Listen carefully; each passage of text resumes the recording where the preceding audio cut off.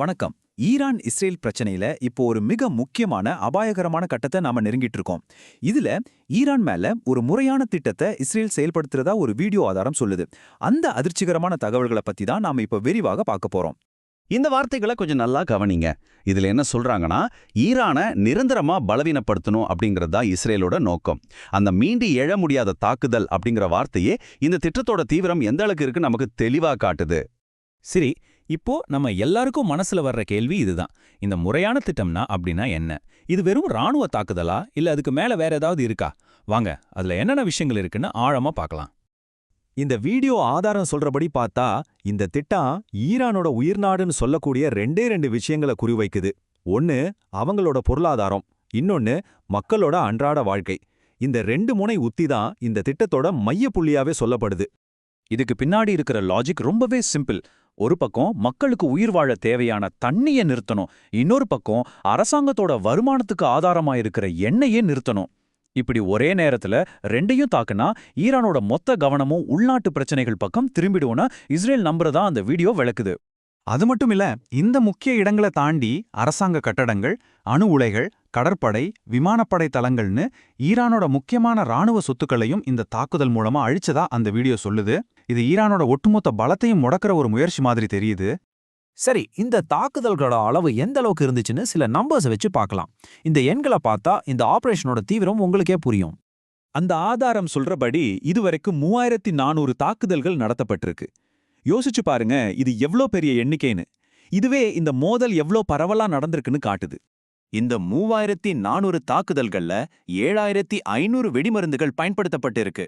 இந்த எண்ணிக்கை ஒவ்வொரு தாக்குதலுமே எவ்வளவு தீவிரமா இருந்திருக்கும், அதோட விளைவுகள் எப்படி இருந்திருக்கும் நம்மளால கற்பனை செஞ்சு பார்க்க முடியுது. இப்போ இந்த கதையில அமெரிக்கா எப்படி உள்ள வருதுன்னு பாப்போம். இது ஒரு சாதாரண கூட்டணி கிடையாது. இந்த வீடியோல சொல்றபடி இது ரொம்பவே விசித்திரமான ஒரு வழக்கத்துக்கு மாறான ஏற்பாடு. இந்த ஏற்பாடு ரொம்பவே ஆச்சரியமானது. இஸ்ரேல் தன்னோட சொந்த 20,000 குண்டுகளை அமெரிக்காவுக்கு அனுப்ப அவங்க நாடாளுமன்றத்துல ஒப்புதல் வாங்குறாங்க. அப்புறம் அமெரிக்காவும் இஸ்ரேலும் சேர்ந்து அதே குண்டுகளை வச்சு ஈரானுக்கு எதிராக கூட்டு தாக்குதல் நடத்துறாங்களாம். இதுல அமெரிக்கா நேரடியாவே பங்கெடுக்குதுன்னு அந்த ஆதாரம் குறிப்பிடுது. சரி, எதுக்காக இந்த கூட்டு முயற்சி? நோக்கம் ரொம்ப தெளிவா சொல்லப்பட்டிருக்கு.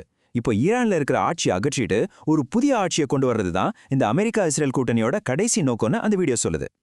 இந்த சண்டை ஈரான் இஸ்ரேலோட மட்டும் முடியல, இதோட விளைவுகள் மத்திய கிழக்கு பகுதி முழுசையும் பாதிக்குது. மத்த நாடுகள்லாம் இதுக்கு எப்படி எதிர்வினை ஆட்டுறாங்கன்னு இப்ப பார்க்கலாம். இதோட உடனடி விளைவுகளை பாருங்க. ஸ்பெயின் தெஹ்ரான்ல இருக்கிற அவங்க தூதரகத்தையே மூடிட்டாங்க. மத்த நாடுகளும் அவங்க அதிகாரிகளா அவசரமா வெளியேற்ற ஆரம்பிச்சிட்டாங்க.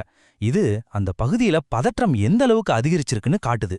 இந்த நிலைமையை விளக்க இந்த வீடியோல ஒரு அருமையான வார்த்தையை பயன்படுத்துறாங்க: இடியாப்ப சிக்கல். இந்த சண்டை எப்படி ஒரு சங்கிலி தொடர் மாதிரி மாறி மொத்த பகுதியையும் போருக்குள்ள இழுக்கலான்னு இந்த வார்த்தை தெளிவா விளக்குது. இந்த சங்கிலி தொடர் எப்படி வேலை செய்துன்னு பாருங்க. ஈரான் அசர்பைஜானை தாக்குது. உடனே நாட்டோ நாடான துருக்கி அசர்பைஜானுக்கு ஆதரவா உள்ள வருது. இந்த சந்தர்ப்பத்தை பயன்படுத்தி ஆர்மீனியா அசர்பைஜானை தாக்குது. ஆர்மீனியாவோட கூட்டாளியான ரஷ்யா உடனே களத்துல இறங்குது. பாத்தீங்களா, ரெண்டு நாடுகளுக்கு இடையில ஆரம்பிச்ச சண்டை எப்படி மத்த நாடுகளையும் உள்ள எடுத்து ஒரு பெரிய பிராந்திய போரா மாறுதுன்னு. இப்ப புரியுதா ஏன் இதை இடியாப்ப சிக்கல்னு சொன்னாங்கன்னு? ஒன்னோட ஒன்னு பின்னி பிணைஞ்சு எங்க ஆரம்பிச்சது எங்க முடியும்னே தெரியாத ஒரு பயங்கரமான நிலைமை இது. இது வெறும் ரெண்டு நாடுகளோட சண்டை இல்ல, இது பல கூட்டணிகள், வரலாற்று பகைகள் எல்லாம் சேர்ந்த ஒரு சிக்கலான வலைப்பின்னல்.